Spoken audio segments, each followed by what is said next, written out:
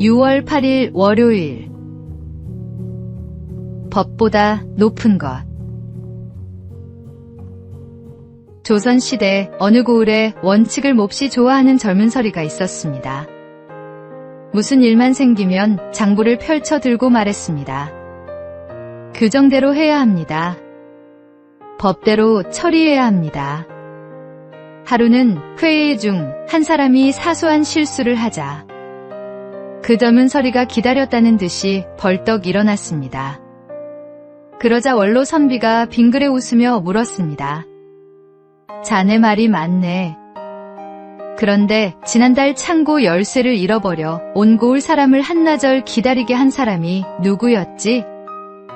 젊은 서리의 얼굴이 붉어졌습니다. 선비가 다시 말했습니다. 장부에 먹물을 엎질러 쌀 3가마니를 30가마니로 적은 사람은 누구였나? 방 안 사람들이 슬며시 웃음을 참았습니다. 선비가 조용히 말했습니다. 우리가 정말 법대로만 산다면 이 자리에서 먼저 벌 받을 사람이 한둘이 아니네. 법을 세우되 사람을 살리는 마음을 잃지 말아야 하네.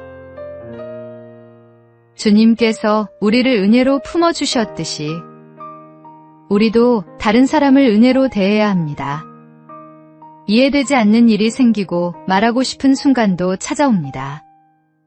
그러나 보아도 못 본 것처럼, 들어도 듣지 않은 것처럼 침묵해야 할 때 하나님의 은총을 기억하며 사람을 살리는 마음으로 대처하십시오. 오늘의 말씀. 긍휼은 심판을 이기고 자랑하느니라. 오늘의 만나. 나를 향한 주님의 은혜를 기억할 때 비로소 다른 사람의 허물을 덮을 수 있습니다.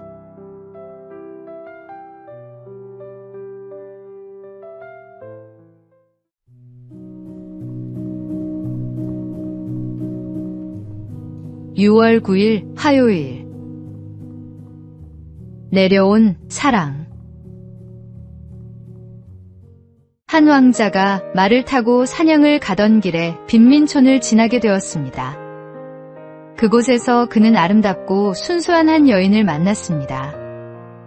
왕궁으로 돌아온 뒤에도 왕자는 그 여인을 잊을 수 없었습니다. 왕자의 마음에는 고민이 생겼습니다. 신분의 차이가 두 사람 사이에 아무 문제가 되지 않는다는 것을 어떻게 전할 수 있을까? 자신의 사랑이 진심임을 어떻게 믿게 할 수 있을까? 마침내 왕자는 한 가지 결심을 했습니다. 그는 왕궁의 화려한 삶을 내려놓고 여인이 사는 시골 마을로 내려갔습니다. 작은 방을 얻어 몫으로 살아가기 시작했습니다. 가난한 사람들과 함께 일하며 그들의 풍습을 배우고 그들의 말을 익히며 그들의 삶 속으로 들어갔습니다. 그렇게 왕자는 낮은 자리에서 살아가며 마침내 그 여인의 마음을 얻었습니다. 예수님께서는 우리를 사랑하시기 위해 하늘의 영광을 내려놓고 낮은 이 땅에 오셨습니다. 우리의 연약함을 아시고 죄와 아픔을 친히 담당해 주셨습니다. 말씀이 육신이 되어 우리 가운데 거하신 그 사랑. 이 땅에 오신 것만으로도 이미 영광을 포기하신 것입니다. 주님은 지금도 우리에게 사랑을 고백하고 계십니다. 이제는 우리가 그 사랑에 응답할 차례입니다. 오늘의 말씀. 그는 근본 하나님의 본체시나 하나님과 동등됨을 취할 것으로 여기지 아니하시고 오히려 자기를 비워 종의 형체를 가지사 사람들과 같이 되셨고. 오늘의 만나. 하늘 보좌를 떠나 우리 곁에 오신 주님 앞에 마음을 낮추십시오. 그 낮아지심이 우리를 자녀 삼으셨고 그 희생이 우리를 살렸습니다.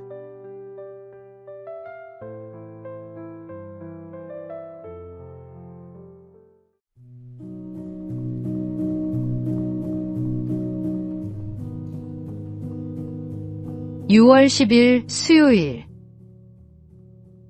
코와 눈의 다툼. 사이좋게 자기 역할을 감당하던 코와 눈이 어느 날부터 서로를 못마땅하게 여기더니 마침내 다투고 말았습니다. 먼저 코가 눈을 향해 말했습니다. 너는 얼굴 안쪽으로 쑥 들어가 있어서 볼품이 없어. 얼굴이 예뻐 보이는 건 내가 이렇게 오뚝하게 나와 있기 때문이야. 눈은 몹시 화가 나 눈꺼풀을 내려버렸습니다. 그러자 앞을 보지 못한 얼굴은 넘어지고 말았고 코는 바닥에 부딪혀 피가 났습니다.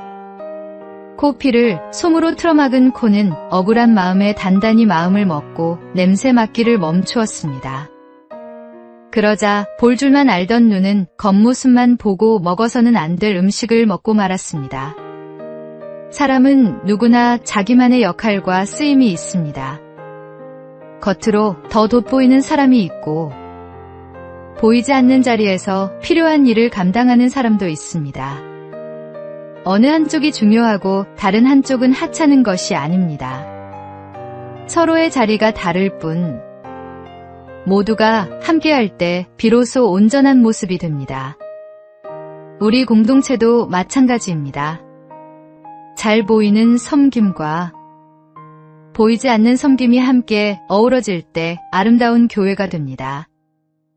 내 자리와 다른 사람의 자리가 다름을 인정하고 서로를 존중하며 세워줄 때 하나님의 몸된 교회는 더욱 건강하게 세워져 갑니다. 오늘의 말씀. 몸은 하나인데 많은 지체가 있고 몸의 지체가 많으나 한 몸임과 같이 그리스도도 그러하니라. 오늘의 만나. 내 역할이 돋보이지 않는다고 낙심하지 마십시오. 보이는 자리와 보이지 않는 자리가 함께 어우러질 때 공동체는 더욱 건강해집니다.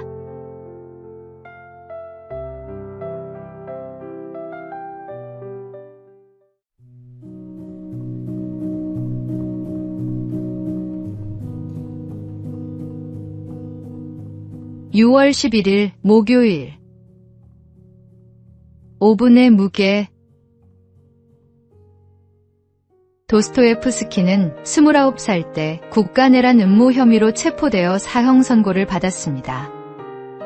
영하의 추위가 몰아치던 겨울날, 그는 형장으로 끌려가 사형 집행을 기다리게 되었습니다.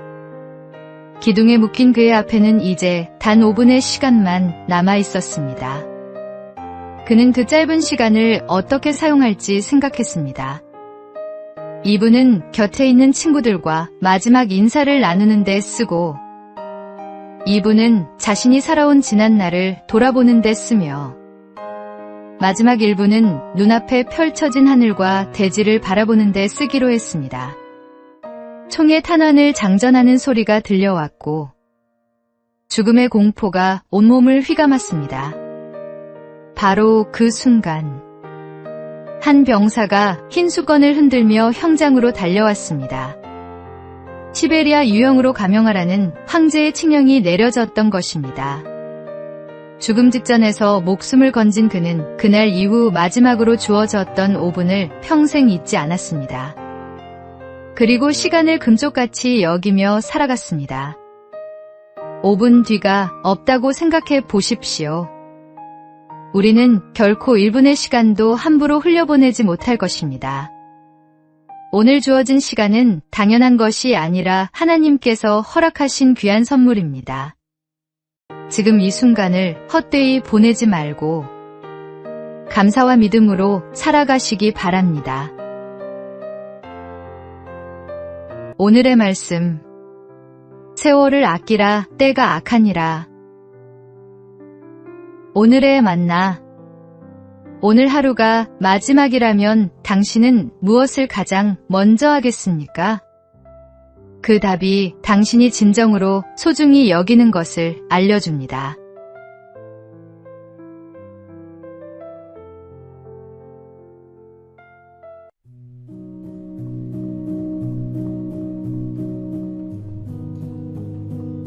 (6월 12일) 금요일.